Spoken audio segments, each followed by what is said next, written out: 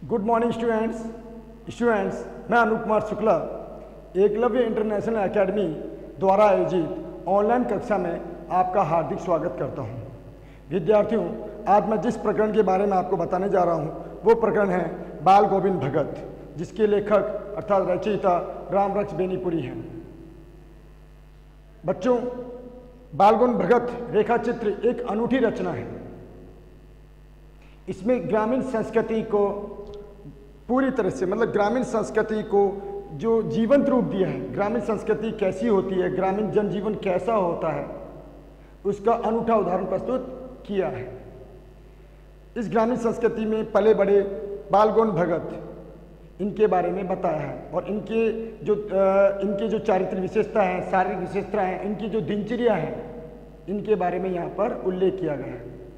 बच्चों, यहाँ पे बाल गोविंद भगत रेखा चित्र के माध्यम से लेखक ने एक ऐसे विलक्षण चरित्र को उद्घाटित किया है जिसका जीता जागता रूप यहाँ पे नजर आ रहा है। बच्चों, जो जीता जाता जिस विलक्षण चरित्र का जो उद्घाटन किया, जो यहाँ पे एक समाहित किया, समावेश किया है, वो मनुष्यता, लोक संस्कृति और चेतना का प्रतीक है। जो लोक संस्कृति, चेतना और मनुष्यता का क्या है, प्रतीक है। किस रूप में है? यहाँ पर लेखक ने कहा है कि बाह्य वेशभूषा और बाह्य आडंबरों से बाह्य वेशभूषा और बाह्य आडंबरों से घिरा हुआ, उसमें समाया हुआ, उसको ग्रहण करने वाला एक साधु नहीं होता। साधु की परिभाषा को यहाँ पे विशेष रूप से लेखक ने परिभाषित किया है। साधु क्या है? जो मन से आंतरिक से शुद्ध हो, जो नियमों में जो ईश्वर द्वारा प्रदत्त जो नियमों का पालन करता हो। घर बार छोड़ करके, अपना परिवार छोड़ करके किसी अलग जगह निवास करना और साधु वेश धारण कर लेना एक साधुत्व नहीं होता। साधुत्व की खरी परिभाषा ये है कि ईश्वर द्वारा बनाए गए जो नियम हैं, जो कायदे हैं, उनको ग्रहण करके दूसरों लोक कल्याण के लिए अपना समर्पण देना, लोक कल्याण के लिए अपना समर्पण देना, लोक कल्याण की हित की भावना रखना। बच्चों, यहाँ पे बताया है कि कोई सन्यास का आधार जीवन, सन्यास का आधार जीवन के मानवीय सरोकार होते हैं। सन्यास का आधार जीवन के मानवीय सरोकार होते हैं। मानवीय सरोकार एक पूंजी, मानव के लिए जीवन में एक सन्यासी अपने जीवन में केवल मानव के लिए हित करे, उनका लिए अच्छा सोचे, ठीक है, उनके लिए अच्छा सोचे, उनके प्रति कोई मोह माया, कपट, छल ये ना हो, ये है। और नियम कायदे से परिपूर्ण होकर के, नियम कायदों से परिपूर्ण होकर के, चारों नियम कायदों से परिपूर्ण होकर के जो है अपने जीवन के आधार को क्या करे, अपने जीवन के आधार को बनाए रखे, अपने जीवन को संवारने का काम करे। ये होता है एक सन्यास का मानवीय सरोकार। बच्चों, बाल गोविंद भगत इसी आधार पर लेखक को सन्यासी लगते हैं। बाल गोविंद भगत इसी आधार पर लेखक को क्या लगते हैं? सन्यासी लगते हैं। क्यों लगते हैं? क्योंकि बाल गोविंद भगत जिस ग्रामीण परिवेश में पले बड़े हैं, उस संस्कृति को अपनाकर, ग्रामीण संस्कृति को अपनाकर एक सीधे साधे विचार वाले और यहाँ पे जो उनके जो अनुयायी हैं, उनके जो वो किसके अनुयायी हैं? कबीर के। वो जो कबीरदास जी के अनुयायी हैं, उनके नियम कायदों पर चलने वाले, उनके गीत गाते हैं, ठीक है। उनके द्वारा प्रदत्त जो नियम हैं, उनके द्वारा प्रदत्त जिनके द्वारा कबीरदास के द्वारा प्रदत्त दिए गए जो नियम हैं, उनको बिल्कुल भी धूमिल नहीं होने देते। उनको उन नियमों पे बिल्कुल भी उन नियमों को हमेशा पालन करते हैं। उन नियमों का बिल्कुल भी डल नहीं होने देते, गिरने नहीं देते। अपने कायदे में रहने वाले इंसान हैं, अपने कायदे में रहने वाले इंसान हैं, ठीक है। और यहाँ पर देखो एक आगे लिखा है कि यह पाठ सामाजिक रूढ़ियों पर भी प्रहार करता है। अर्थात लेखक रामरक्ष बेनीपुरी ने सामाजिक रूढ़िवादिता को नकारा है। जो परंपरा से चली आ रही जो सामाजिक रूढ़िवादिता है, वो हमें क्या कर रही है? खोखला कर रही है। हमारे मन को क्या कर रही है, खोखला कर रही है। यहाँ बाल गोविंद भगत ने जो परंपरा से चली आ रही जो रूढ़िवादिता है, जो समाज द्वारा बनाए गए जो नियम है, खासकर स्त्रियों के प्रति उसको नकारा है, उनका विरोध किया है, उनकी आलोचना की है। इस पाठ में, इस रेखा चित्र में एक ऐसा उदाहरण, मतलब इस रेखा चित्र में ऐसे उदाहरण आते हैं जब बाल गोविंद भगत की पुत्रवधू अर्थात उनके पुत्र की पत्नी जब विधवा हो जाती है, उनके बाल गोविंद भगत की पुत्र की मृत्यु हो जाती है, जब वो विधवा हो जाती है तो उसका पुनर्विवाह करने के लिए क्या करते हैं, बल देते हैं। किसका पुनर्विवाह करने के लिए? अपनी पुत्रवधू को पुनर्विवाह करने के लिए बल देते हैं। इसके साथ साथ अपने बेटे की चिता पर उसके पत्नी द्वारा दाह संस्कार करवाते हैं, पत्नी द्वारा अग्नि दिलवाते हैं। ये सामाजिक जो रूढ़िवादिता थी कि स्त्रियों को जब मतलब अपनी पति की चिता की चिता जब जल रही वहाँ पे नहीं आना चाहिए, पति का दाह संस्कार नहीं करना चाहिए, विधवा विवाह नहीं होना चाहिए आदि इन रूढ़िवादी विचारों का क्या करते हैं, वो प्रहार करते हैं। इस रेखा चित्र की एक विशेषता यह है कि बाल गोविंद भगत के माध्यम से ग्रामीण जीवन को सजीव देखने की, मतलब ग्रामीण जीवन की सजीव झांकी देखने को मिलती है। ग्रामीण जीवन की सजीव झांकी देखने को मिलती है कि ग्रामीण जीवन की सजीव झांकी मतलब कि ग्रामीण जीवन कैसा होता है, गांव का जनजीवन कैसा होता है, रहन सहन, खान पान, वेशभूषा कैसी होती है, वो सारा यहाँ पर दे रखा है कि ग्रामीण के लोग जो है, ग्रामीण परिवेश में पले बड़े जो लोग हैं उनकी भावनाएं कैसी होती हैं, वो सारा कुछ यहाँ दे रखा है। आगे बच्चों, बाल गोविंद भगत, ये तो हो गया पाठ का सारांश। इसके बाद हम पाठ का क्या करते हैं, पाठ शुरू करते हैं, पाठ को पढ़ने की चेष्टा करते हैं। बाल गोविंद भगत मजले कद के, मजले मतलब ना ज़्यादा बड़े ना ज़्यादा छोटे, गोरे चिट्टे आदमी थे। बाल गोविंद भगत मजले कद के गोरे चिट्टे आदमी थे। मजले मतलब ना ज़्यादा बड़े ना ज़्यादा छोटे, मीडियम साइज के क्या थे, गोरे चिट्टे आदमी थे। 60 साल के ऊपर की अवस्था थी। 60 साल से क्या है, उनकी ऊपर की अवस्था मतलब आयु, एज थी। बाल पक गए थे, लंबी दाढ़ी व जटाजूट तो वो रखते नहीं थे। साधुओं की तरह, अन्य साधुओं की तरह लंबी दाढ़ी और जटाजूट मतलब जटाएं वगैरह जो होती है वो नहीं रखते थे। जो आपने देखा होगा अनेक तरह के साधु जो जटा मतलब सिर पे जटा बांध लेते हैं, दाढ़ी होती लंबी लंबी, इस तरह की कोई वो क्रिया नहीं करते। उनके मतलब ना तो वो लंबी दाढ़ी रखते थे ना जटाजूट रखते थे, किंतु हमेशा उनका चेहरा सफेद बालों से जगमग किए रहता था। मतलब उनका चेहरा जो है सफेद बालों से क्या है, जगमग मतलब चमकता रहता है। कपड़े बिल्कुल कम पहनते थे, कमर में एक लंगोटी मात्र पहनते थे, कमर में एक लंगोटी मात्र पहनते थे। लुंगी मात्र मतलब लंगोटी मात्र मतलब धोती, मतलब धोती बोल लो या लुंगी बोल लो, यही पहनते थे, ठीक है। और सिर में कबीरपंथियों की, सिर पर जो है कबीरपंथियों की कनफटी टोपी, मतलब कबीरपंथियों की जो कनफटी टोपी होती है, यहाँ तक कनफटी मतलब ये इस आकार की, जैसे कान की आगे जो ये फटा हुआ था ना, इस कनफटी टोपी को पहनते थे। जब जाड़ा आता तो एक काली कंबली ओढ़ लेते, मतलब जब जाड़े का समय मतलब सर्दी का मौसम आता तो एक काला कंबल वो अपने ऊपर डाल लेते। कमली मतलब कंबल, कमली मतलब क्या होता है, कंबल ओढ़ लेते, ठीक है। मस्तक पर हमेशा रामानंदी टीका जो है चमकता हुआ दिखा देता। मस्तक, उनके मस्तक पर जो है रामानंदी टीका जो है, रामानंदी टीका जो होता है वो जो क्या है, नाक के एक छोर से लेकर औरतों की टीके की तरह, औरतों के टीके की तरह होता है, जो नाक से एक छोर से लेकर औरतों की टीके की तरह लंबा, यूं केवल वो रामानंदी टीका उनकी हमेशा मस्तक पर चमकता रहता है। अब आगे, गले में तुलसी की जड़ों की माला, गले में तुलसी माला मतलब बेडोल माला, मजबूत माला, बेडोल मतलब मजबूत माला तुलसी की वो गले में डाले हुए रहते, ठीक है। ये था उनका। अब यहाँ पे प्रश्न आता है कि बाल गोविंद भगत मतलब बाल गोविंद भगत की शारीरिक विशेषताओं को चरित्रार्थ प्रकट कीजिए। शारीरिक विशेषताओं को मतलब क्या कीजिए, प्रकट कीजिए। शारीरिक विशेषताओं क्या कीजिए, ये प्रकट कीजिए। तो क्या लिखोगे, बाल गोविंद भगत की शारीरिक विशेषता मतलब बाल गोविंद भगत जो है मतलब मजले कद के गोरे चिट्टे आदमी थे, 60 साल की ऊपर की अवस्था थी, 60 साल की ऊपर की अवस्था थी। मतलब कमर में एक लुंगी मतलब लंगोटी मात्र पहनते थे और गले में जो है मतलब गले में तुलसी की बेडोल माला डाले लगते थे और सिर पर मस्तक पर रामानंदी टीका जो और मतलब नाक की एक छोर से लेकर मतलब औरतों के टीके की तरह वो लगाए रखते थे। सर्दी आने पर काला कंबल ओढ़ लेते थे। ये होती उनकी, ये क्या हो गया यहाँ पर बाल गोविंद भगत की शारीरिक विशेषताओं को चरितार्थ प्रकट किया। मतलब वो क्या थे, शारीरिक विशेष अवस्था मतलब ये है कि शरीर पर धारण करने वाले वस्त्र भी आ गया, शरीर से कैसे थे, मतलब 60 साल के ऊपर की अवस्था थी, मतलब ज़्यादा ना मोटे ना पतले, मतलब दुबले पतले कभी, मतलब और ये है। और सारी विशेषता मतलब वो केवल लंगोटी मात्र पहनते थे। ठीक है, अब आगे यहाँ पर आगे देखा है कि ऊपर की तस्वीर से यह नहीं प्रकट किया जाए, ऊपर की तस्वीर से यह नहीं माना जाए कि बालगौन भगत साधु थे, नहीं, बिल्कुल गृहस्थ थे, गृहस्थ जीवन जीने वाले, मतलब घर परिवार रखने वाले, गृहस्थ मतलब घर परिवार रखने वाले थे।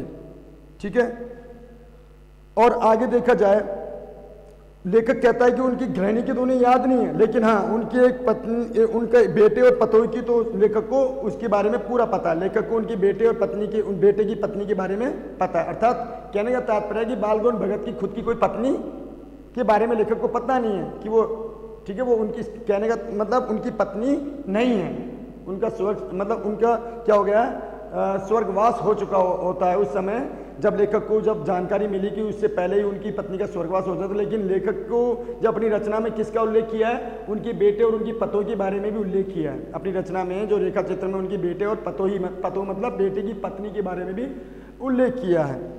देखो अब आ गए यहाँ पर, ये हो गया।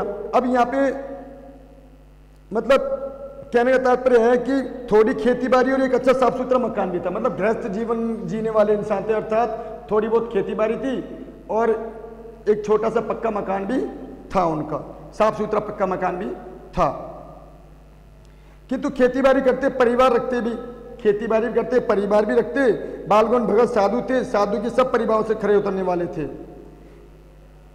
कबीर को साहब मानते थे, उन्हीं के गीतों को गाते, उन्हीं की आदेशों पर चलते, कभी झूठ नहीं बोलते थे, खरा व्यवहार रखते थे, कभी झूठ नहीं बोलते थे, खरा व्यवहार रखते थे। किसी को भी दो टूक बोलने में संकोच नहीं करते, ना किसी को खामखा झगड़ा मोल लेते, किसी को भी दो टूक बोलने में संकोच नहीं करते, ना ही किसी से झगड़ा मोल लेते थे।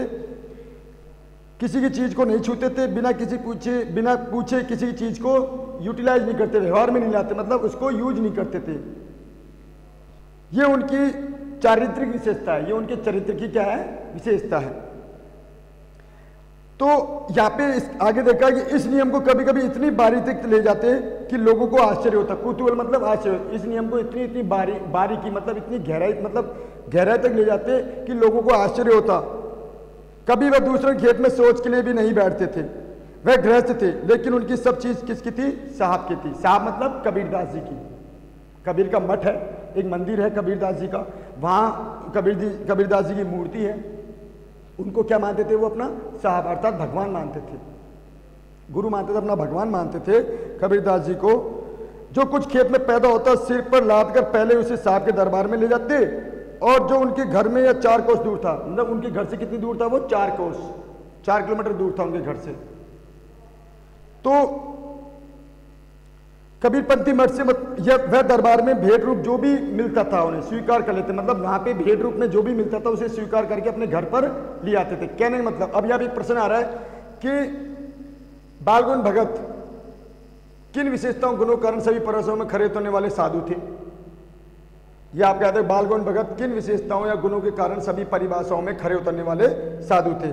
इसका उत्तर यह आ गया कि बालगौन भगत कभी भी झूठ नहीं बोलते थे, कबीरदास जी को साहब मानते थे, उनके नियमों का पालन करते थे, उनके द्वारा बनाए गए नियमों का वो क्या करते थे, मतलब पालन करते थे, कभी झूठ नहीं बोलते थे, कभी किसी चीज को नहीं छूते थे, ठीक है। और जब किसी चीज की आवश्यकता पड़ती तो बिना पूछे किसी चीज को नहीं लेते थे, मतलब अपनी मर्जी से कभी चीज को नहीं छूते, कभी कभार कभी जरूरत पड़ जाती तो पूछ कर ही अब उसको व्यवहार में लाते, मतलब उसको यूज में करते। और देखो यहाँ पे एक बात है, गुणों के कारण क्या कि वो लोगों को आश्चर्य का कारण था, उनके ये नियम जो थे, उनके मतलब उनके ये नियम जो थे लोगों के लिए आश्चर्य का कारण था। क्या आश्चर्य का कारण, कभी वो दूसरों के खेत में सोच पे नहीं बैठते थे, खेत में जो भी पैदा होता था, खेत 4 कोस दूर था, खेत में जो भी कुछ पैदा होता था वहां से जो अनाज लेकर के पहले वो कहाँ जाते थे, मठ में जाते थे। पहले कहाँ जाते थे वो, मठ में जाते। कहाँ, किसके मठ में जाते थे, कबीरदास जी के मठ में। और वहां पे जाकर के जो भी वो लेके जाते थे, वहां से जो भी कुछ भेंट स्वरूप मिलता था, प्रसाद के रूप में मिलता था, मतलब जितना अनाज लेके जाते थे उसमें से मतलब बहुत कुछ मठ में दे देते, शायद थोड़ा बहुत या ज्यादा, और जो भी कुछ मिलता था बाकी बचा हुआ वो बिना किसी संकोच किए हुए, बिना किसी मन में पाप लाए हुए, बड़े प्रसन्न मन से, बड़े प्रसन्न मन से घर की ओर ले आते थे।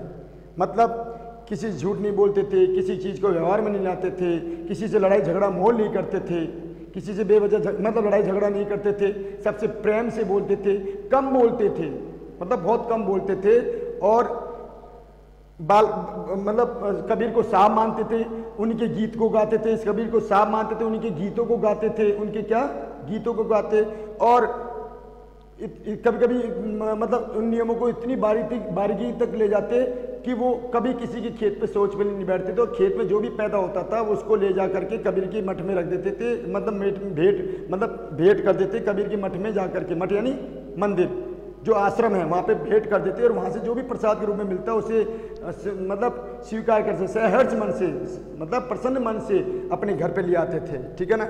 आगे कवि कह रहा है कि इन सब के ऊपर तो कवि मुग्ध था, प्रसन्न था, मोहित था। मुग्ध मतलब मोहित था। उनके मधुर गान पर जो सदा सर्वदा ही सुनने को मिलते थे, उनके मधुर गान पर मतलब जो मीठे, मतलब जो बहुत सुंदर गाते थे, वो कबीर के दोहे गाते थे, कबीर के गीतों को गाते थे, भजन को गाते थे, जो लेखक को बहुत सुंदर लगते थे। लेखक इन्हीं विचारधाराओं पर, इन्हीं मतलब उनके विचारधाराओं पर, किसकी विचारधाराओं पर? बालगुण भगत की विचारधाराओं पर, और उनके द्वारा गाए जाने वाले गीतों पर क्या था? मोहित था। ठीक है। कबीर के सीधे साधे पद वो गाते थे, भजन गाते, गीत गाते थे, जो उनके कंठ से निकल करके जीता जाता रूप बन जाता, जो उनके कंठ मतलब कंठ से निकल करके जीता जाता रूप बन जाता। किसके कंठ से निकल करके? बालगुण भगत के कंठ से निकल करके। आज अब यहाँ पे एक बार एक क्वेश्चन आ रहा है कि मतलब लेखन बालगुण की किस तरह की गायन शैली पर मुग्ध हैं। तो देखो, मतलब लेखक जो है बालगुण भगत के सीधे साधे पद को सुनना पसंद करते थे। ठीक है। और उनके द्वारा गाए जाने वाले पद एक जीता जागता रूप बन जाता था, एक जीता जागता रूप, जीवंत रूप सबके सामने प्रकट होता था। ठीक है। और वे इस मौसम के, मतलब जो बालगुण भगत है वो हर मौसम के अनुसार, हर ऋतु के अनुसार गीतों को क्या देते थे? नया नया रूप देते थे। जैसा मौसम आएगा उसके अनुसार गीतों को नया रूप देते थे। कभी भी मतलब जो है अपने विचारधाराओं, अपने नियमों से वो परे नहीं हटते थे, और उन्हीं नियमों और विचारधाराओं को चलते चलते वो सभी से घुल मिल गए थे, सभी लोगों में क्या है? घुल मिल गए थे। उनके द्वारा गाए जाने वाले गीत जो है लेखक को जीता जागता रूप लगता था, क्योंकि उनके जो द्वारा गाए जाने वाले जो सीधे साधे पद हैं, गीत हैं, उन्हें बहुत अच्छे लगते थे। किसको अच्छे लगते थे? लेखक को। ठीक है। अब यहाँ पे आगे जो है आषाढ़ की रिमझिम आती है। आषाढ़ की रिमझिम मतलब आषाढ़ महीना होता है जून जुलाई का, जून और जुलाई की महीना होता है आषाढ़ की रिमझिम, मतलब बरसने वाला मौसम। समूचा गांव खेतों में उतर पड़ा है। समूचा गांव मतलब जो है ग्रामीण संस्कृति के बारे में आ रहा है, तो मतलब यहाँ पे आया कि सारे गांव के लोग, सभी गांव के लोग जो है अपने अपने खेतों की ओर चले पड़े हैं। अभी सभी अपने अपने खेतों की ओर चल पड़े हैं। कोई हल चला रहा है, कोई रोपनी, मतलब कहीं रोपनी हो रही है। रोपनी क्या होती है? अभी रोपनी मतलब होता है धान की रोपनी। धान मतलब चावल का छोटे छोटे पौधे होते हैं, जो क्या है पहले के क्यारी में, मतलब इकट्ठे रूप में, मतलब क्यारी में चावल को एक साथ खूब ज़्यादा डाल देते हैं, और वो क्यारी में इकट्ठे हो जाते हैं, मतलब काफ़ी सारे झुंड में। जैसे घास देखिए ना आपने, घास एक साथ इकट्ठी होती है एक जगह, उसमें कोई गैप नहीं होता। उसी प्रकार चावल की जो छोटी छोटी पौध होती है, उसको भी बिखेरने पर जो वहाँ से उखाड़ करके मतलब पानी, और जो आषाढ़ की रिमझिम मतलब जब उनकी क्यारी, खेतों की जो क्यारी बनी होती है, वहाँ भर जाता है पानी, उसमें क्या करता है? मिट्टी जो है नरम हो जाती है, और वो जब रोपनी को उखाड़ करके और अंगुली के माध्यम से रोपनी को एक क्रम में लगाते हैं, थोड़े गैप में। मतलब जब ये आता है तो एक एक क्रम में दूरी पर लगाते रहते हैं, तो उससे क्या है कि वो मतलब चावल की पैदावार अच्छी होने लगती है उससे।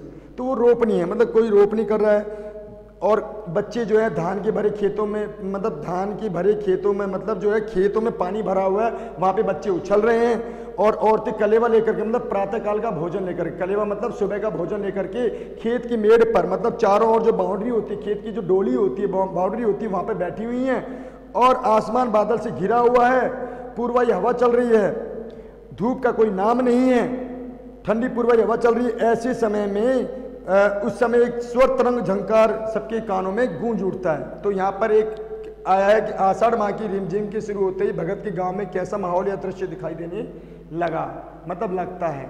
तो आपको क्या लिखना है कि आषाढ़ की रिमझिम आते ही पूरा गांव जो है अपने अपने खेतों में उतर पड़ता है, कोई कहीं हल चल रहे हैं, कहीं रोपनी हो रही है, महिलाएं कलेवा लेकर मेड़ पर बैठी हुई हैं, बच्चे धान से भरे हुए खेतों के पानी में, मतलब धान से भरे हुए खेतों में, जो मतलब पानी से भरे हुए खेतों में, पानी से भरे हुए खेतों में जो है उछल कूद कर रहे हैं, और ठंडी पूर्वाई हवा चल रही है। मौसम मतलब आसमान में बादल, चारों ओर बादल ही बादल घिरे पड़े हैं, ठीक है, आसमान चारों ओर क्या है, बादल ही बादल घिरे पड़े हैं, कहीं धूप का कोई नाम नहीं है।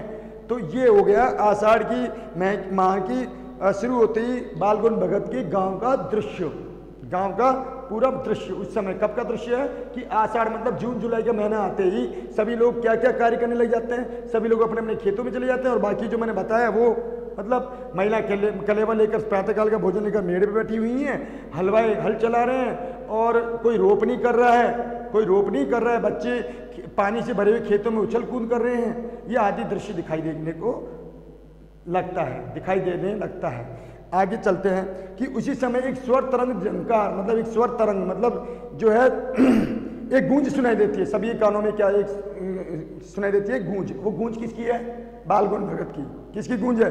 बालगुन भगत की। जैसे मैंने पहले बताया आपको कि लेखक जो है किस तरह की गायन शैली पर मुग्ध है, तो मतलब अब आपको पता है कि यहाँ पे गायन किसके द्वारा किया जा रहा है? बालगुन भगत के द्वारा, क्योंकि ये पहले लेखक ने बता दिया कि कबीर के सीधे साधे पद जब लेखक के कानों में पड़ते हैं तो वो उनकी गायन शैली पर मुग्ध हो जाता है। ऐसा उन्हें ऐसा लगता है कि कबीरदास जी जो है, वाकई में ऐसा लगता है कि कबीरदास खुद गा रहे हों, कबीरदास जी जो है खुद जीवंत रूप में आकर के सजीव रूप में वहाँ प्रकट हो गए हों, और बालगुन भगत के द्वारा उन्हें ये संगीत सुनाई देने को मिल रहा है, वो गीत सुनाई देने को मिल रहा है, मतलब सुनाई दे रहा है। किसके कानों में? लेखक के। अब ये तो हो गया उस समय लेखक कि उनकी गायन शैली पर मुग्ध है, प्रसन्न है, मोहित है, कि उनके सीधे साधे पद उन्हें अच्छे लगते हैं, उनके द्वारा गीत गाए जाने वाले गीत अच्छे लगते हैं, और जीता जाता रूप कब नजर आता है? ऐसा लगता है कि कबीरदास जी जो हैं वो उनकी बालगुन भगत के रूप में एक सजीव रूप में प्रकट हो गए हैं, और वो खुद ही उसको गीतों को गाए जा रहे हैं, उन्हीं पदों को गाए जा रहे हैं। ये तो हो गई बालगुन की गायन शैली।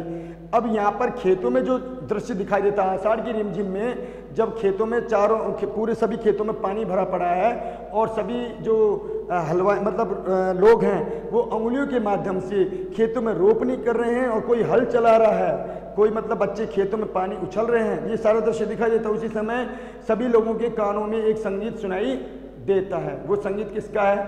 बालगुन भगत का।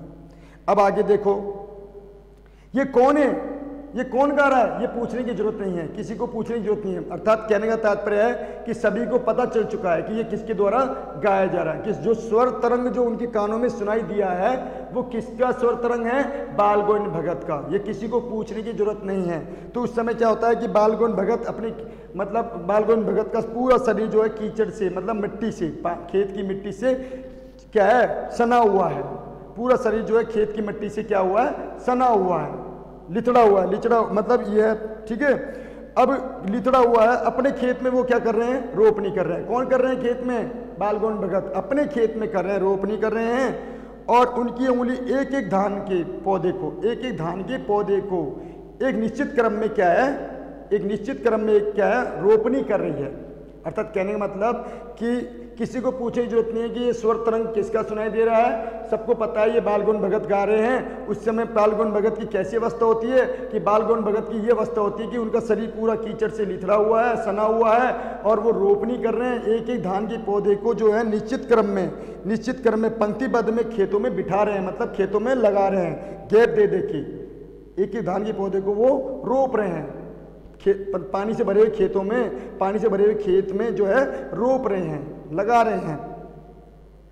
उनका कंठ जो है एक एक शब्द को संगीत के जीने पर चढ़ाकर, उनका कंठ जो है एक एक संगीत मतलब संगीत के एक एक पंक्ति को, गीत के एक एक पंक्ति को ऊंचा करते हुए, मतलब पंक्तिबद्ध करते हुए स्वर की तरफ जा रहा है। कुछ उनकी जो पंक्तियां हैं, गीत के जो कुछ चरण जो हैं, मतलब गीत के कुछ चरण जो हैं स्वर की तरफ जा रहे हैं, ठीक है। और जो है वहाँ पे काम करने वाले लोगों के कानों तक भी जा रहे हैं। अर्थात कहने का मतलब कि संगीत की जीने की ओर चढ़ रहा है, मतलब संगीत की जीने की ओर, मतलब जीना जब हम सीढ़ी पे चढ़ते हैं तो ऊंचाई की ओर चढ़ते हैं। तो जब वो गीत गा रहे होते हैं तो गीत का हर एक शब्द, गीत का हर एक पंक्ति, गीत का हर एक शब्द जो है आसमान की ओर, जो है आसमान की ओर ऊंचा, आसमान की ओर ऊंचा जा रहा है। मतलब एक एक शब्द जो है इस गीत का, दोहे का, मतलब कबीरदास के दोहे का और गीतों का जो एक एक शब्द जो है आसमान की ओर, ऊपर की ओर जा रहा है। और वहाँ पर जो काम करने वाले लोग हैं, जो रोपनी कर रहे हैं, जो हलवाई हल चला रहे हैं, जो बच्चे उछल रहे हैं, जो महिला कलेवा लेकर मेड़ पर बैठी हुई हैं, उनके कानों में जा रहा है। और जब उनके कानों में जा रहा है तो सब थिरकने लग जाते हैं, सब क्या हो जाते हैं, मुग्ध हो जाते हैं, प्रसन्न होने लगते हैं। किनके गीतों पर? बालगौन भगत के गाए हुए गीत पर। क्या उस समय फिर क्या दृश्य दिखाई देता है? उस समय यह दृश्य दिखाई देता है कि बच्चे खेलते हुए तो झूमने लगते हैं, बच्चे जो उछल रहे हैं वो झूमने लगते हैं, नाचने लगते हैं। बच्चे जो पानी से भरे हुए खेतों में जो उछल रहे थे वो झूमने लगते हैं और ज़्यादा उनमें मस्ती आने लगती है।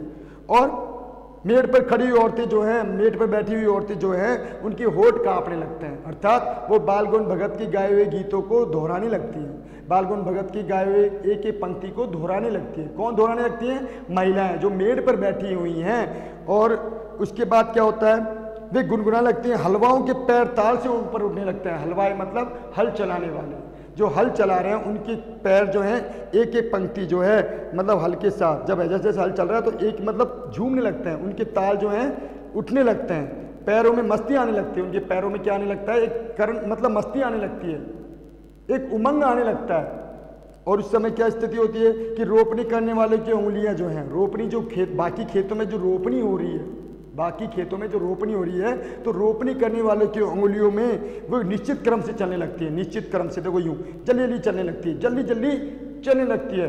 धान के पौधा जो है उंगलियों में यूं पकड़े हुए हैं, धान को एक एक धान को उंगलियों में पकड़े हुए हैं और जल्दी गैप में वो क्या है, पानी से भरे हुए खेतों में रोप रहे हैं। कौन? बाकी लोग। किसको सुन करके? बालगौन भगत के संगीत के जादू को सुन करके, बालगौन भगत के संगीत के जादू को सुन करके। ठीक है। तो अब यहाँ पे एक प्रश्न आया कि बालगौन भगत के संगीत का जादू, बालगौन भगत के संगीत के जादू को परिभाषित कीजिए, मतलब संगीत को जादू को परिभाषित कीजिए। बालगौन भगत के संगीत के जादू को किस रूप में विस्तारित किया गया है, किस रूप में प्रकट किया गया है और किस मौसम में, किस मौसम के अनुसार उसे प्रकट किया गया है, किस मौसम में और किस रूप में प्रकट किया गया है। तो देखो आषाढ़ के मौसम में, जब बात मतलब रिमझिम का महीना है, सभी लोग अपने मतलब इसको विस्तार पूर्वक आप बता दो, जैसे मैं पहले बताया उसको जोड़ते हुए बताना है कि आपको लास्ट का फिर अगर इसमें 30 से 40 शब्दों में लिखना हो तो उसमें क्या लिखना है कि जब बालगौन भगत अपने खेतों में रोपनी कर रहे होते हैं तो उनके कंठ से जो है एक स्वर जो है स्वर तरंग जो है बाहर निकलने लगता है। और वो स्वर तरंग ऐसा है कि उन स्वर तरंग मतलब अपने संगीत के जीने पर चढ़ाते हुए, उन स्वर तरंगों को संगीत के जीने पर चढ़ाते हुए वो क्या है, कुछ को आसमान की ओर भेज रहे हैं और कुछ को जो है वहाँ पर आसपास काम करने वाले लोगों के कानों तक भेज रहे हैं। आपको यूँ लिखना है, कानों तक भेज रहे हैं। तो उस समय कैसी अवस्था दिखाई देती है? उस समय ऐसी अवस्था प्रतीत होती है, उस समय एक ऐसा दृश्य दिखाई देता है कि वहाँ पर काम करने वाले सभी लोग जो है अपनी अपनी मस्ती में झूमने लगते हैं। बच्चे जो हैं पानी में उछलते उछलते और ज़्यादा मस्ती में आने लगते हैं, झूमने लगते हैं। खेतों पे बैठी महिलाएं जो हैं उनके गीतों को दोहराने लगती हैं, उनके मतलब होठ कपकपाने लगते हैं, दोहराने लगती हैं। और हलवाओं के ताल जो हैं निश्चित क्रम में मतलब हल के साथ चल रहे होते हैं। और रोपनी करने वालों की अंगुलियों की जो है, रोपनी करने वालों की अंगुलियाँ जो एक निश्चित क्रम में चलने लगती हैं, रोपनी करने लगती हैं। और सभी उस समय एक ऐसा दृश्य दिखाई देता है कि सभी अपनी मस्ती में झूमने लगते हैं। तो इसको संगीत का जादू, इसलिए बालगौन भगत के संगीत को जादू कहा गया है। इसलिए बालगौन भगत के संगीत को क्या कहा गया है? जादू कहा गया है। आगे चलते हैं। अब भादों की अंधेरी रात आती है, भादों की अंधेरी रात। अब वही सावन भादो, तो अगस्त और सितंबर, अगस्त सितंबर आ गया। भादों की अंधेरी रात है। अभी थोड़ी ही देर पहले मूसलाधार वर्षा खत्म हुई है। ठीक है, उस समय मूसलाधार वर्षा खत्म हुई है। उस समय क्या होती है? मूसलाधार वर्षा खत्म होती है। भादों की अंधेरी रात है, मूसलाधार वर्षा खत्म हुई है। बादलों की गरज बिजली की तड़प में वहाँ के लोगों ने कुछ नहीं सुनाई दिया होगा। मतलब बादलों की गरज और बिजली की तड़प में आपने कुछ नहीं सुना होगा। ये कौन कह रहा है? लेखक। अर्थात कहने का तात्पर्य है कि बादलों की गरज, बादल गरजने लगते हैं और बिजली तड़कने लगती है, बिजली अपने रूप में प्रकट होने लगती है, तड़तड़ाने लगती है। तो उस समय भले ही लोगों ने कुछ लोगों को कुछ सुनाई नहीं दे रहा हो, क्योंकि उस समय आधी रात हो चुकी है, अंधेरी रात है और सब अपने घर पर सोए हुए हैं। लेकिन ऐसा दृश्य क्या दिखाई देता है वहाँ पर, जिसके कारण लेखक जहाँ पर अपनी रचना में वो लिखता है। वो क्या दृश्य है? झिल्ली की झंकार या दादुरू की टट्टर बाल गौन भगत के संगीत को उस समय क्या दृश्य दिखाई देता है कि बाल गौन भगत जो है अपने संगीत के जादू को उस समय बिखेरने लगते हैं। बादल गरज रहे हैं, बिजली तड़प रही है, बिजली तड़क रही है, चीख रही है, लेकिन उस समय बाल गौन भगत अपने संगीत के जादू को बिखेरने लगते हैं आधी रात में भी। और उस समय आसपास के गांव के जो लोग, मतलब उस गांव के जो बाकी के लोग हैं, वो क्या है, सुप्त अवस्था में सो रहे हैं, शांत हो रहे हैं, सो रहे हैं, अपने अपने घर पर क्या है, आराम फरमा रहे हैं। मतलब अब यहां पर आया है कि झिल्ली की झंकार, झिल्ली मतलब झिंगूर, झिल्ली की झिंगूर मतलब झिंगूर की आवाज, झिंगूर की आवाज और दादुरों की टटर बाल गौन भगत के संगीत को, और दादुरों की टटर, झिल्ली की झिंगूर मतलब झिल्ली मतलब झिंगूर की आवाज, और दादुर यानी मेंढक, मेंढकों की टटर करना शुरू हो जाती है। उस समय मेंढक टटर कर रहे होते हैं और रात को झिल्लियां जो होती हैं, झिंगूर जो हैं, वो चीखने लगती हैं, मतलब वो सुर मतलब क्या होनी है, अपना स्वर फेंकने लगती हैं, वो मतलब कंटिन्यू जो है झिंगूर जो है चीखने लगती हैं। रात को क्या होती है, ये अवस्था होती है, क्योंकि उस समय मूसलाधार वर्षा खत्म हुई है। बादलों की गर्जना में और बिजली की तड़पन में भले ही लोगों ने कुछ नहीं सुनाई दे रहा हो, सब सो रहे हैं, लेकिन उस समय क्या अवस्था और होती है कि झिल्ली जो है, झिंगूर जो है चीखने लगती हैं, अपनी आवाज़ बिखेरने लगती हैं कंटिन्यू लगातार अवस्था में, और मेंढक जो है टर्राने लगते हैं, मेंढक टर्राने लगते हैं। लेकिन बाल गोविंद भगत का संगीत, लेकिन बाल गोविंद भगत के संगीत के सामने उनकी आवाज़ फीकी है। किनकी फीकी आवाज़? बादलों की गरज, बिजली की तड़प, मेंढकों की टटर और झिंगुरों की झरझर, झिंगुरों की झरझर आवाज़, चीखने की जो आवाज़ है, बाल गोविंद भगत के संगीत को फीका नहीं कर पाती, बिल्कुल उनके संगीत को क्या नहीं कर पाती, हल्का नहीं कर पाती। कौन नहीं कर पाती? ये चारों आवाज़, गरज, तड़प, बादलों की मेंढकों की टटर और झिंगुरों की झरझर, बाल गोविंद भगत के संगीत को क्या नहीं करने देती, हल्का नहीं बना पाती। उनके संगीत में ऐसा जादू है कि वो सारी आवाज़, जो सारी गर्जनाएं हैं, वो फीकी पड़ जाती हैं, उनके कोलाहल में डुबो नहीं सकती, उनकी कोलाहल मतलब शोर में डुबो नहीं सकती। कोलाहल मतलब शोर, बाल गोविंद भगत के संगीत के जो शोर है उसको फीका नहीं कर सकती, उसको हल्का नहीं कर सकती, उसको डुबो नहीं सकती, उसको बिखेर नहीं सकती। कौन? ये चारों, बादलों की गरज, बिजली की तड़प, दादलों की टटर, मेंढकों की टटर और झिंगुरों की झरझर, ये आवाज़ जो है ये उनकी आवाज़ को हल्का नहीं कर पाती। ठीक है, उस समय क्या होता है, उस समय अपनी खंजड़ी को लिए हुए, अब ये खंजड़ी जो है, उनकी ढपली जो है, छोटी सी ढपली जो है, छोटी सी क्या है, ढपली है। और उसमें आपने देखा होगा आपने देखा होगा कि जो सत्संग होते हैं या कुछ होता है तो चिमटे बजने लगते हैं, चिमटे बजने लगते हैं ना, तो उसमें क्या होता है, सिक्के से होते हैं। तो उस समय खंजड़ी जो है वो क्या होती है, छोटी सी ढपली होती है, ढपली की, और जो ढपली के जो कोने में है, ढपली के कोनों में सिक्के होते हैं, बड़े बड़े पतले पतले जो है वो टीन के, मतलब जस्ते के जो सिक्के होते हैं, जस्ता होता है, टीन के सिक्के होते हैं गोल गोल, और जब वो बजाते हैं तो वो सिक्के भी बजने लगते हैं। और ढपली मतलब खाल की होती है, चमड़ी की ढपली होती है, और वो जब बजाते हैं तो उनकी मतलब खंजड़ी के सामने वो डिमक डिमक बज रही है, वो डिमक डिमक बजे जा रही है उस समय भी, आधी रात को। कब? भादों की अंधेरी रात में, भादों की अंधेरी रात में, अर्थात अगस्त सितंबर का महीना है। ठीक है, मतलब अगस्त 15 अगस्त के बाद, यानी 16 अगस्त के बाद सितंबर 15 अगस्त सितंबर तक का जो महीना होता है वो, तो उस समय उनकी ढपली बज रही है, उनकी ढपली की आवाज़ डिमक डिमक बजे जा रही है। और आपको मैंने बताया खंजड़ी क्या होता है, खंजड़ी ढपली होती है, और मैंने बताया उसमें सिक्के होते हैं गोल गोल से, मतलब सचमुच के सिक्के नहीं, वो जस्ते के होते हैं, पतले पतले होते हैं। जब आपने चिमटा देखा होगा, चिमटा जब बजाते हैं तो उसमें भी क्या होता है, सिक्के से लगे रहते हैं गोल गोल वो, ठीक है ना, तो वो बज रही है, उनकी डिमक डिमक आवाज़ बज जा रही है। ठीक है, उस समय क्या हो रहा है, वे गाए जा रहे हैं, वे लगातार गाए जा रहे हैं। कौन सा गीत गा रहे हैं? तेरी गोदी में पिएवा चमक उठे ना, मतलब गोदी में पिएवा चमक उठे, सखियां चीख उठे ना, अर्थात हाँ पिया तो गोद में ही है। इसका भावार्थ है कि हाँ पिया तो गोद में ही है, पिया मतलब पति, पति तो उसके पास में बैठा है, किंतु वह समझती है कि वह अकेली है, किंतु वह समझती है कि वो अकेली, उसका पति जो है उसके पास में नहीं है। वो गीत गा रहे हैं। उसका भावार्थ बताया जा रहा है कि उसका पति उसके सामने बैठा है, वो गीत के चरण के माध्यम से, और वो महिला समझती है उसका पति उसके सामने नहीं बैठा हुआ, और चीख उठती है, अचानक से चीख उठती है। उसी भरे बादलों वाले भादों की अंधेरी रात में उनका यह गाना अंधेरे में अकस्मात कौंध उठने वाली बिजली की तरह किसी ने चौंका देता।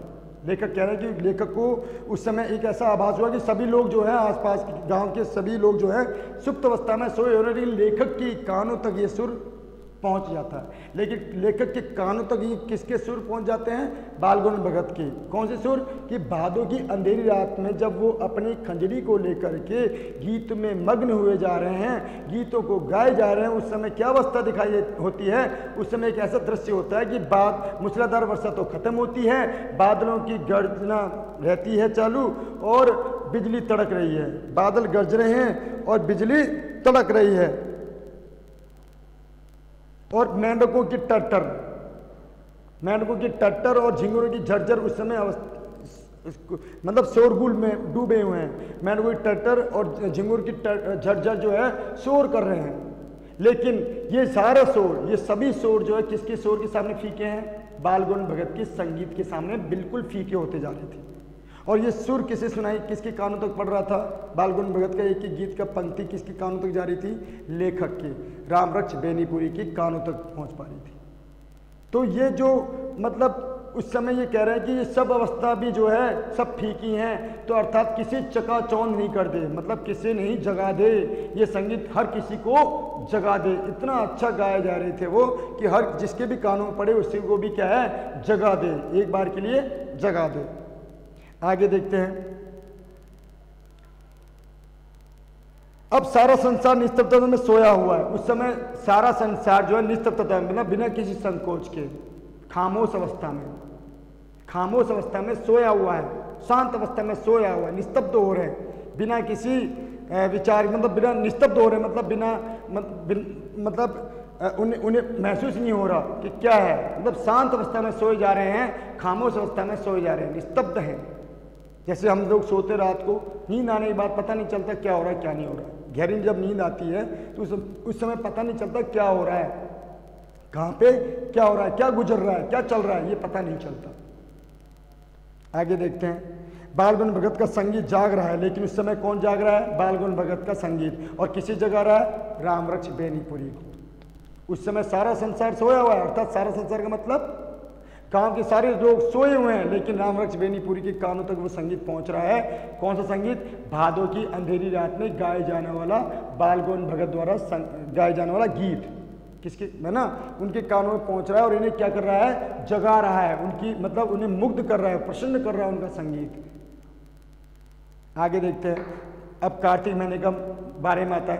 कार्तिक महीने मतलब अक्टूबर नवंबर कार्तिक महीना आ गया है। कार्तिक आया नहीं कि बालगोविंद भगत की प्रभातियाँ शुरू हुई। प्रभातियाँ मतलब सुबह जल्दी जाकर गाए जाने वाले गीत, भजन, पूजा पाठ करते हैं जब, मतलब मंदिरों में घंटी बजती हैं, मंदिरों में भी क्या है घंटी बजने लगती है, पूजा आरती समय होने लगता है। जैसे सुबह 5:30 बजे का जैसे आरती होती है ना, कई मंदिरों में 5:30 बजे सुबह हो जाती है, तो प्रभातियाँ शुरू हो जाती हैं। मतलब कार्तिक आया नहीं कि बालगोविंद भगत की प्रभातियाँ शुरू हो गई। प्रभाती मतलब सुबह गाए जाने वाले गीत, भगवान का गीत होते हैं, भगवान के भजन होते हैं, भगवान के पद होते हैं, वो प्रभातियाँ शुरू हो जाती है। सुबह जल्दी उठ करके वो तैयार हो जाते हैं नहा धो के, और अपने गीतों में लग जाते हैं।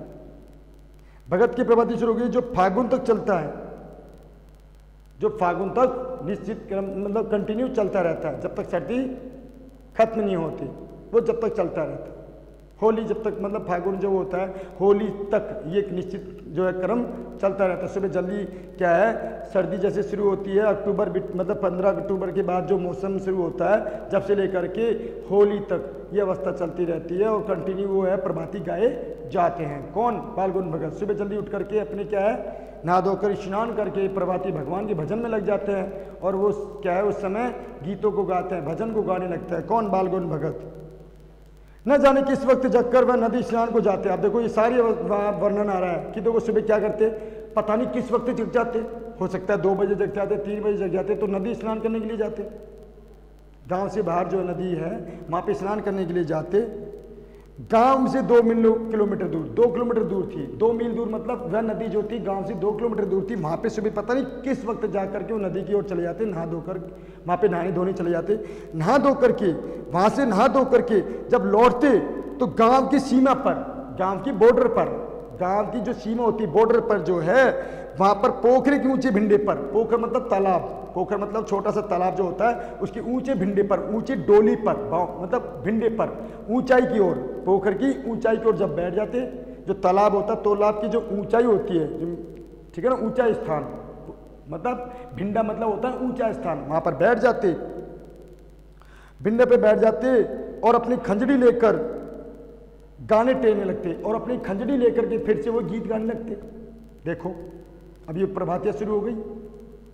प्रभाती मतलब सुबह बहुत जल्दी गाए जाने वाले, 4 से लेकर के 6 बजे तक के बीच में गाए जाने वाले गीत प्रभाती होती है। तो वो करने लगती है अवस्था पूरी, मतलब ये सारी जो है क्रिया जो है, गतिविधि जो है बाल गौर भगत द्वारा होने लगती। ठीक है, वे शुरू से ही देर तक, अब लेखक कह रहा है कि लेखक शुरू से ही देर तक सोने वाला व्यक्ति है। लेखक जो है शुरू से ही देर तक सोने वाला व्यक्ति है, वो सुबह जल्दी उठता नहीं है। लेकिन ऐसा क्या हुआ कि लेखक जो है उस भिंडे तक, पोखरे तक लेखक जो है खींचा चला गया। ऐसा क्या हुआ, यह अब आ गया। देखो, किंतु एक दिन ऐसा हुआ कि माघ की उस दांत किटकिटाने वाली भोर में भी, जनवरी फरवरी की जो है किटकिटाने, दांत किटकिटाने वाली सर्दी, जनवरी के महीने की जो दांत किटकिटाने वाली सर्दी होती है, बहुत ज़्यादा सर्दी है, अच्छे की हिम्मत नहीं होती उस सर्दी में उठने की सुबह जल्दी, लेकिन दांत किटकिटाने वाली सर्दी में भी भोर यानी सुबह, भोर मतलब सुबह, दांत किटकिटाने वाली सुबह, उनका संगीत लेखक को पोखरी की ओर खींच कर ले गया। किनका संगीत खींच कर ले गया? बाल गौर भगत का संगीत लेखक को पोखरी की ओर खींच कर ले गया।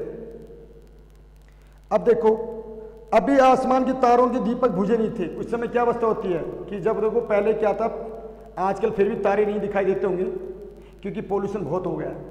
पोल्यूशन के कारण तारे आजकल इतने दिखाई नहीं देते, स्वच्छ नहीं दिखाई देते, सुंदर दिखाई नहीं देते। जब भी थोड़े बहुत दिखाई दे जाए, लेकिन उस समय क्या होता था, बहुत पहले की बात है ये, आज की ग्रामीण संस्कृति की बात नहीं की जा रही है, ये बहुत समय पहले की बात की जा रही है। उस समय क्या था, ग्रामीण संस्कृति तो वैसे ही सुंदर है, बहुत अच्छा लगता है। ग्रामीण संस्कृति में जीने वाले लोग जो हैं बहुत ही सजीव जीवन जीते हैं, एक तरह से देखा जाए तो पूर्ण सजीव जीवन, शुद्ध खाना, शुद्ध मतलब पीना, मतलब कोई वो नहीं, नीचे अपने काम में लगे रहते हैं लोग। ग्रामीण संस्कृति में अपने काम में लगे रहते हैं और उन्हें किसी से कोई ज़्यादा मतलब नहीं रहता, बस मस्ती में रहते हैं। शहरी जीवन से बहुत अच्छा कहीं जीवन कौन सा है? ग्रामीण जीवन। गांव का जीवन शहरी जीवन से बहुत अच्छा होता है। और ये जो जीवन, जिस ग्रामीण परिप्रेक्ष्य की बात की जा रही है, ये बहुत समय पहले की है। तो उस समय जो है तारों, मतलब आसमान में तारों जो है टिमटिमाते तारे की दीपक जो है बुझे नहीं थे। टिमटिमाते तारे जो पूर्ण रूप से क्या नहीं हुए थे, अस्त नहीं हुए थे, चमक रही थी उस समय भी। अब देखो, पूरब में लोई लग गई थी, पूरब में सूर्य उदय होने लग गया था। अब मतलब क्या, कौन सी बजे? ये 5:30-6 बजे के बीच की बात है। पूरब मतलब पूर्व महीने में लोही लग गई थी। लोही मतलब सूर्य उदय होने लगा था। लोही मतलब सूर्य उदय होने लगा था। लोही मतलब सूर्य उदय होने लगा था, जिसकी लालिमा को शुक्र तारा और बढ़ा रहा था। जिसकी लालिमा को, जो लालिमा है, लाल लाल जो किरणें हैं सूर्य की, जो सुबह जल्दी जब सूर्य उदय होता है 5:30-6 बजे के बिटवीन, तो उस समय क्या होता है, लालिमा, जो सूर्य की लालिमा लाल लाल किरणें हैं, उस शुक्र तारा उस लालिमा को और ज़्यादा बढ़ा रहा था। शुक्र तारा जो है उस लालिमा को और ज़्यादा क्या कर रहा था, कांति में बना रहा था, चमकीला बना रहा था, और ज़्यादा सुंदर बना रहा था। खेत बगीचा घर सब पर कुआसा छा रहा था। कुआसा मतलब कोहरा। खेत बगीचा घर सब जगह कोहरा ही कोहरा था, सब जगह कुआसा मतलब कोहरा छा रहा था। और सारा वातावरण अजीब रहस्य से आवृत मालूम पड़ता। पूरा वातावरण जो है अजीब रहस्य से, जो अजीब रहस्य से उससे घिरा हुआ था, अजीब रहस्य से घिरा हुआ था पूरा वातावरण। गांव के चारों ओर का जो वातावरण अजीब रहस्य से घिरा हुआ था, बड़ा सुंदर लग रहा था। कोहरा छाया हुआ था, पूर्व में लालिमा आ गई थी, पूर्व की ओर क्या हुई, लोही लग गई थी, सूर्य उदय होने लगा था। शुक्र तारा और सूर्य की किरणों को पूर्व मतलब जो लाल लाल किरणों को और ज़्यादा चमकीला बना रहा था। तो उस रहस्यमय वातावरण में तो उस समय क्या हुआ, उस रहस्यमय वातावरण में एक कुश की चटाई पर, अब कुश की चटाई क्या होती है, जो कुश क्या होती है, नदी के पास, नदी के किनारे पाई जाने वाली घास, उसकी कुश की क्या बनती है, ठंडाई बनती है, कुश की ठंडाई भी बनती है। जब वो हरी घास होती है उसकी ठंडाई बनती है, जब पकने लगती है तो उसकी क्या बनती है, चटाई वगैरह बनती है। और कुश की मतलब काफ़ी मतलब जो है और भी साधन बनते हैं, बहुत बहुत अच्छी, इसमें से खुशबू आती है। खुशबू जब नदी के पास में होती है तो नदी के पास में जो कुश की घास होती है उसमें से खुशबू निकलने लगती है, ठीक है ना। तो कुश की चटाई पर जो बैठे हुए थे, तो अब उस समय कुश की चटाई पे बैठे हुए थे, काला कंबल वो ओढ़े हुए थे, काला कंबल क्या है, ओढ़े हुए थे, और अपनी खंजड़ी को ले बजाए जा रहे थे, अपनी खंजड़ी को बजाए जा रहे थे। गाते गाते इतने मस्त हो जाते, मतलब उनके मुंह से शब्दों का तांता लगा था, उनके मुंह से शब्दों का तांता लगा था। हर शब्द जो है मतलब कबीरदास जी के गीतों का और दोहों का तांता लगा होता, भरमार लगी हुई थी, गाए जा रहे थे, निरंतर लगातार गाए जा रहे थे। उनकी उंगलियां खंजड़ी पर लगातार चल रही थी, उनकी उंगलियां खंजड़ी पर लगातार बजाए जा रहे थे, अपनी खंजड़ी को वो लगातार बजाए जा रहे थे, खंजड़ी यानी ढपली को बजाए जा रहे थे।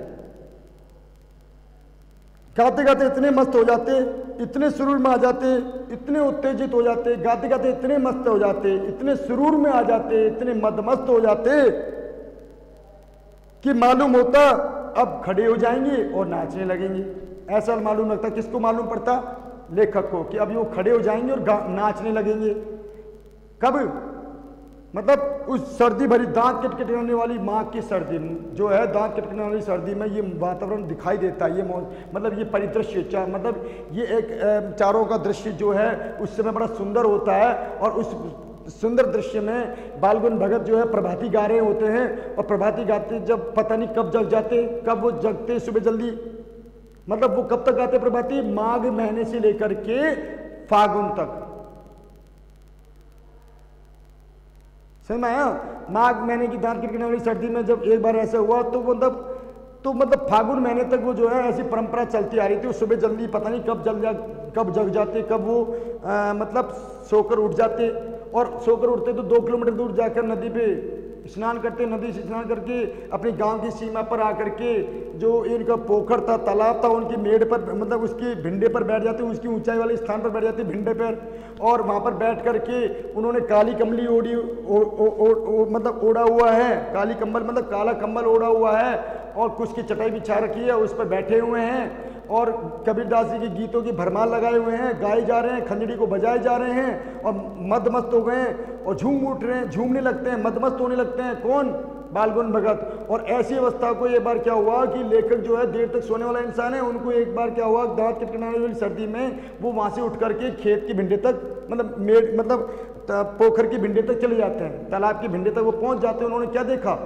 कि उस समय क्या है, लोही लग चुकी है, मतलब सूर्य उदय होने लगा हुआ है, शुक्र तारा उस सूर्य की लालिमा को और ज्यादा बढ़ा रहा है, कोहरा छाया हुआ है, सारा वातावरण अजीब रहस्य से मालूम पड़ रहा है, सारा वातावरण अजीब रहस्य से मालूम पड़ रहा है। तो उस समय बालगुन भगत अपनी मस्ती में झूम रहे हैं, गाए जा रहे हैं, उन्हें पता नहीं चल रहा कि वो कब झूम उठे, कब खड़े होकर के नाचने लग जाए, पता ही नहीं चल रहा। तो ऐसे दृश्य को देख करके लेखक को क्या लगता है, लेखक जो है उनकी गीतों में रम जाते हैं, उनकी गीतों में खो जाते हैं, उन्हें वो दृश्य बहुत अच्छा लगता है, लेखक को ये ऐसा दृश्य बहुत अच्छा लगता है। मतलब बालगुन भगत की संगीत तो उन्हें ऐसा जादू के समान लगता है कि वो इसमें खोए जाते हैं, वहां से हटते नहीं हैं। समझ में? आज इतना ही, आगे के लिए हम इसका दूसरा पार्ट, मतलब आज इतना ही आपको पढ़ाया जा रहा है, आगे के लिए हम जो है बालगुन भगत जो प्रकरण है उसको मतलब कंटिन्यू रखेंगे। आशा करता हूं कि मेरे द्वारा बताए गए आपको हर एक शब्द, हर एक पंक्ति, हर एक पैराग्राफ की जो विषय में, पैराग्राफ मतलब हर एक गद्यांश के विषय में जहाँ जहाँ बालगुन भगत के बारे में जो जो जानकारी दी हुई है, जो गांव का परिदृश्य, गांव का वातावरण है, गांव की जो भौगोलिक सीमा है, गांव की जो सुंदरता है, गांव के जो लोग बाग हैं, ये सब के बारे में बताया जाएगा कि गांव का जीवन कैसा होता है, ये सब बताया जाएगा। इन प्रश्नों को जो मैंने अभी जो लिखे हैं, ये प्रश्न बीच में से जितना मैंने पढ़ाया है यहाँ से पूछा जाएगा। मतलब जितने मैंने अभी जितना मैंने प्रकरण पढ़ाया है उन वहाँ तक ये प्रश्न आपके बहुत महत्वपूर्ण हैं। इन प्रश्नों को याद जरूर करना। आशा करता हूँ आपको समझ में आया होगा। आगे के लिए हम जो है इसी पाठ को आगे के लिए फिर से कंटिन्यू रखेंगे। अभी तो ये आधा ही पाठ पढ़ाया आपको, आधा पाठ पढ़ाया गया है, आधा पाठ हम आगे पढ़ाएंगे। Have a good day.